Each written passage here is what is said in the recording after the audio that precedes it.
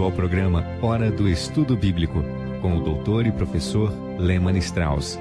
Este estudo é o resultado do tempo pessoal com o Senhor, da experiência de ministério pastoral e das conferências bíblicas do Dr. Lehmann Strauss, que nos instrui e encoraja com o ensino da Palavra de Deus.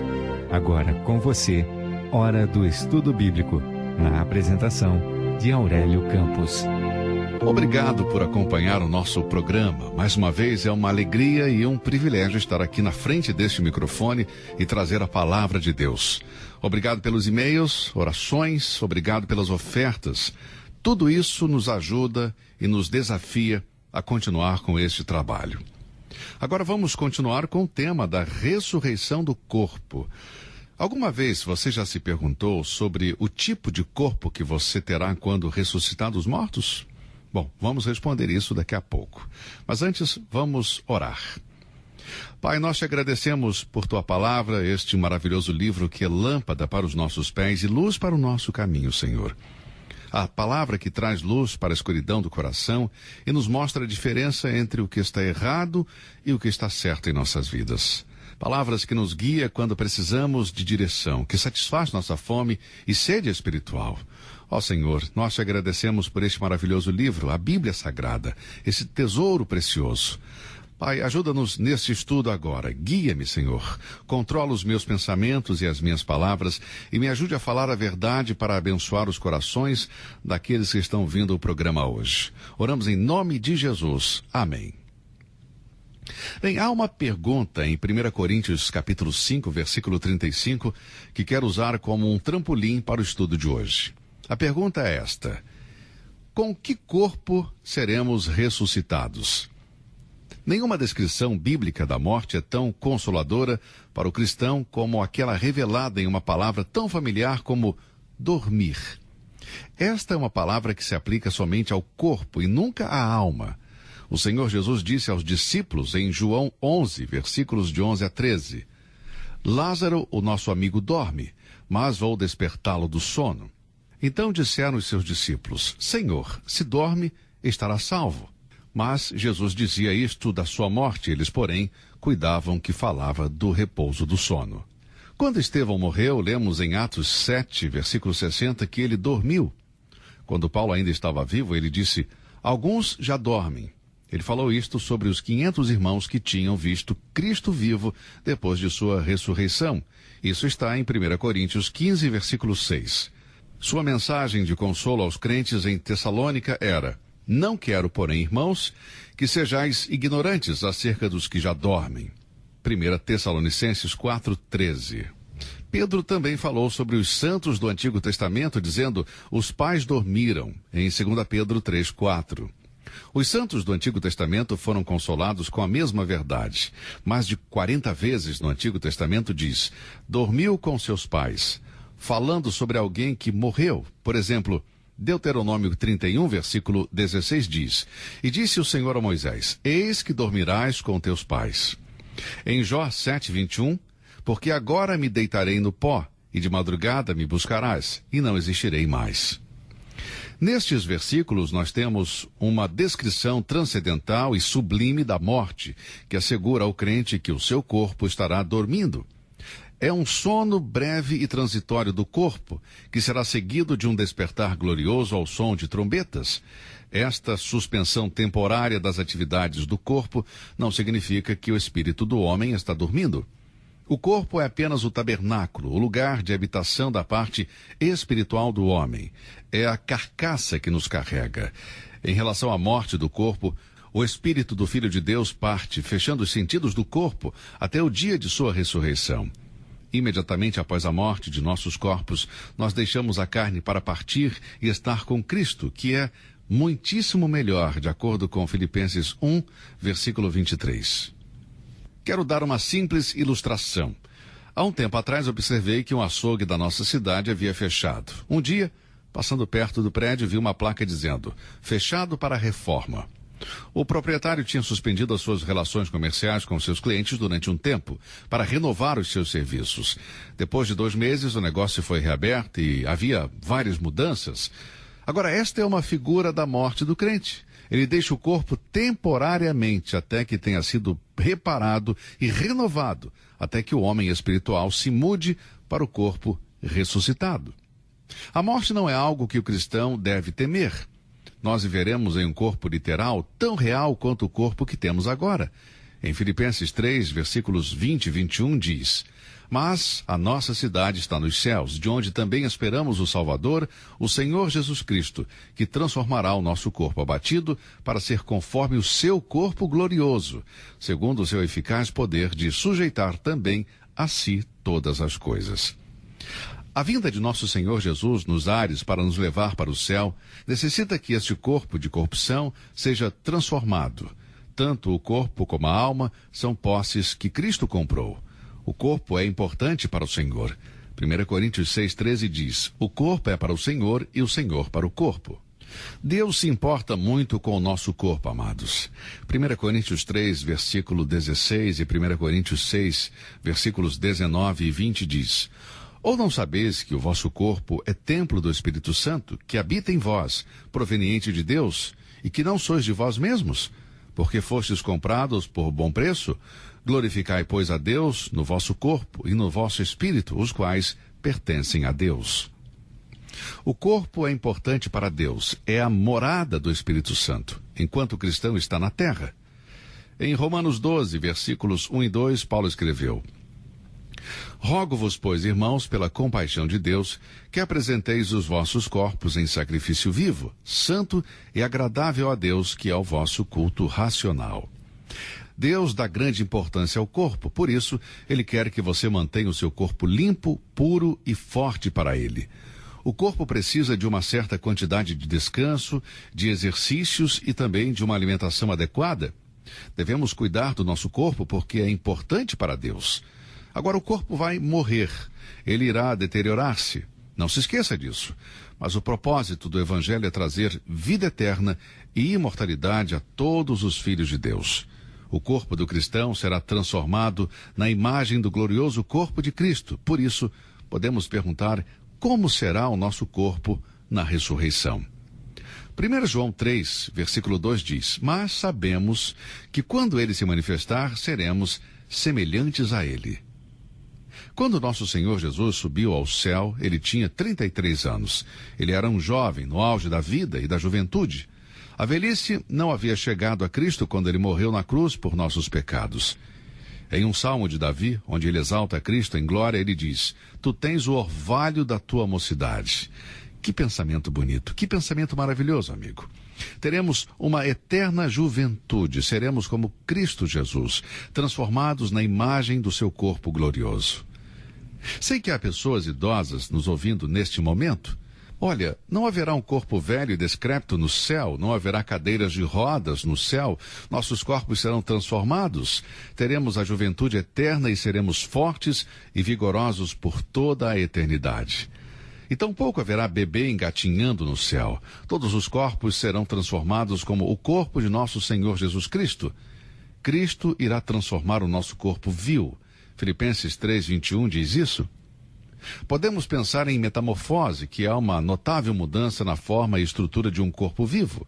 Por exemplo, nós temos o bicho da seda, você conhece. Depois de um tempo, esse lagarto se torna em uma linda borboleta. Isso é chamado de metamorfose, uma mudança. Quando nosso Senhor Jesus levou consigo Pedro, Tiago e João para o monte, lemos que ele foi transfigurado diante deles. Mateus 17, versículo 2. Durante esse breve período, o Senhor Jesus Cristo apareceu com o seu corpo glorificado. Ele foi transfigurado diante deles. Quando ele apareceu aos seus discípulos atravessando as portas fechadas, ele tinha um corpo depois da ressurreição.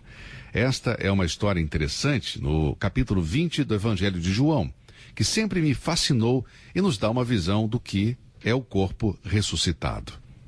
João 20, 19 diz: ao cair da tarde daquele primeiro dia da semana, estando os discípulos reunidos a portas trancadas por medo dos judeus, Jesus entrou, pôs-se no meio deles e disse: paz seja com vocês.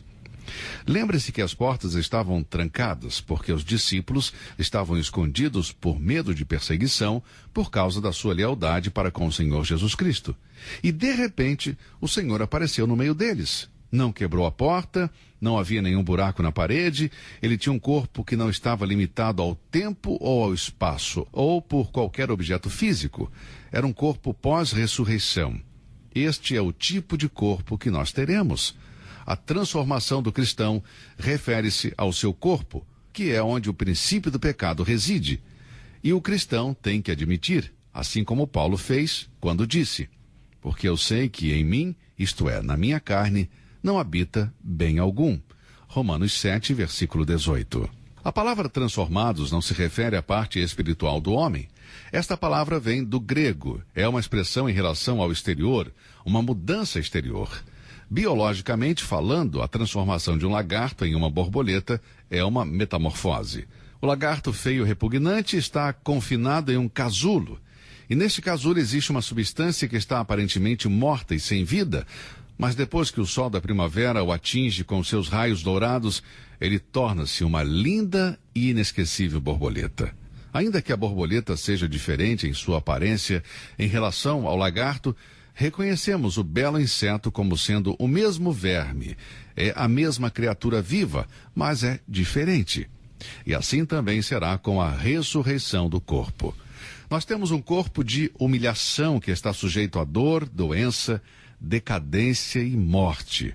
Como disse Tiago, o corpo é como a flor da erva que passa. Você vê uma bela flor e diz: oh, que linda, que bela flor. Mas não vai demorar muito, essa flor vai morrer. Você vê uma planta com flor bonita, mas não vai demorar muito até que o outono venha e ela morra. O corpo de Adão em seu estado original foi provido com uma cobertura de glória. Mas quando Adão pecou, esta cobertura de glória foi substituída por uma cobertura de humilhação.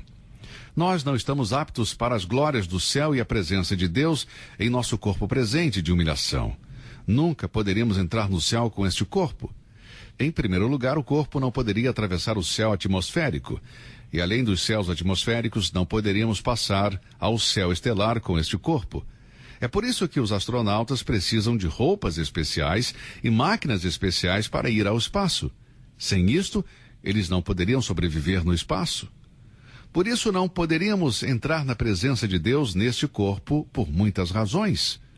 Primeiro, não poderíamos atravessar os céus. Segundo, nosso corpo é impróprio para estar diante da presença de Deus. Mas Deus vai transformar este corpo de humilhação e o fará à semelhança do corpo de Jesus Cristo. Mas será o mesmo corpo, ou seja, será reconhecível, mas terá se transformado maravilhosamente. Muitas vezes surgem perguntas: nós vamos reconhecer uns aos outros no céu? Essa é uma pergunta que muita gente faz. Sempre que fiz essa pergunta, lembro de um cristão escocês que estava morrendo em seu leito. Sua esposa estava sentada ao lado da sua cama, segurando sua mão, e ela disse ao marido: ambos sabiam que estavam morrendo. Você acha que nós vamos nos reconhecer no céu? E o homem disse à sua esposa: querida, você acha que vamos ter menos sentido no céu do que temos agora? Bem, eu creio, a minha posição é que nós reconheceremos uns aos outros no céu.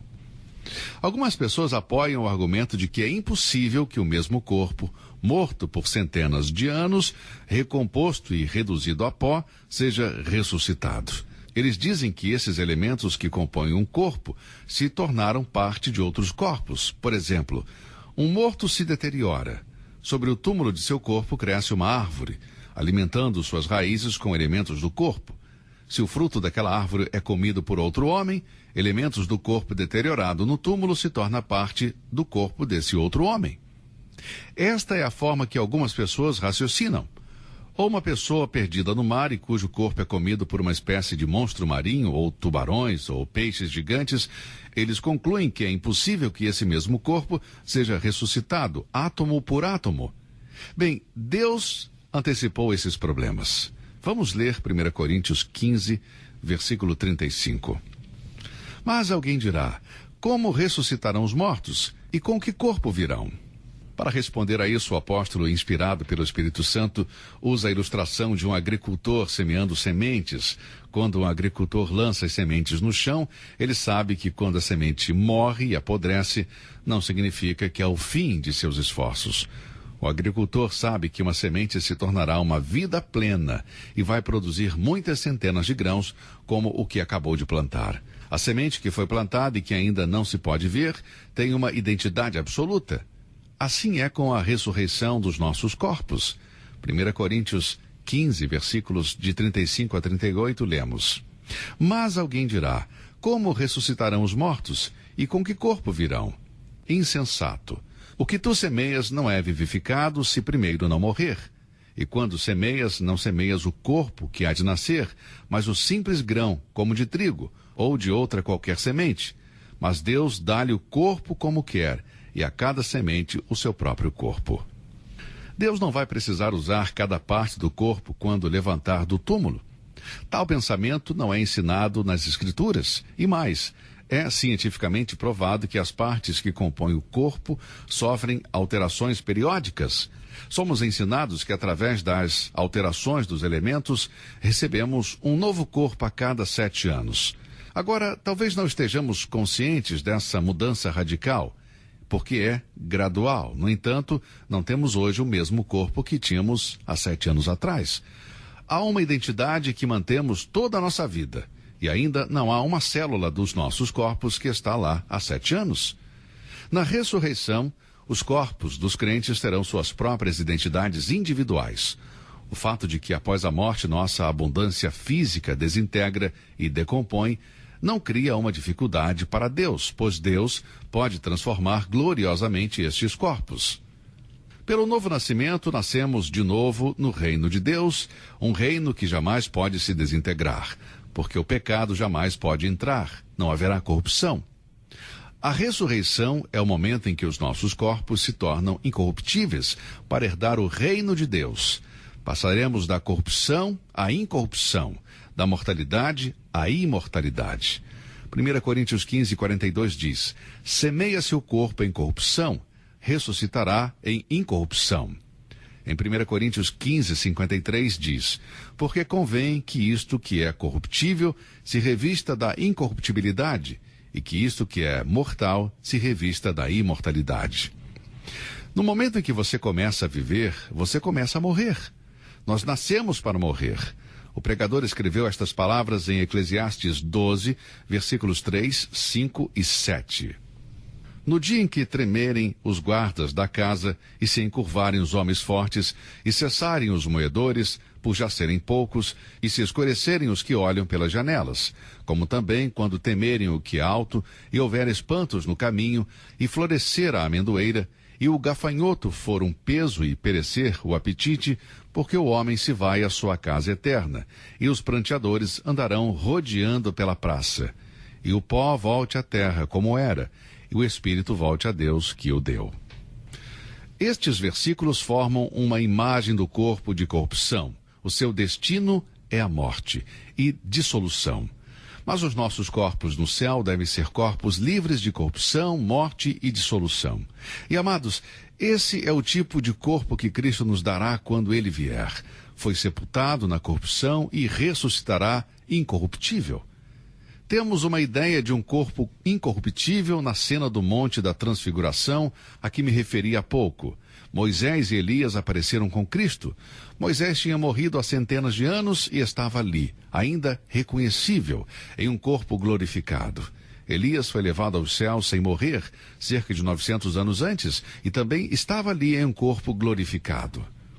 Na ressurreição, nossos corpos serão revestidos, corpos onde a doença nunca entrará, onde não existirá dor ou fraqueza, nem febre poderá tocar os nossos corpos.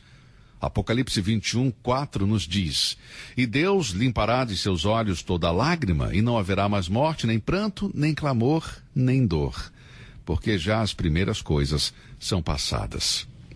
Amados, não há algo que sirva de maior consolo para o Filho de Deus.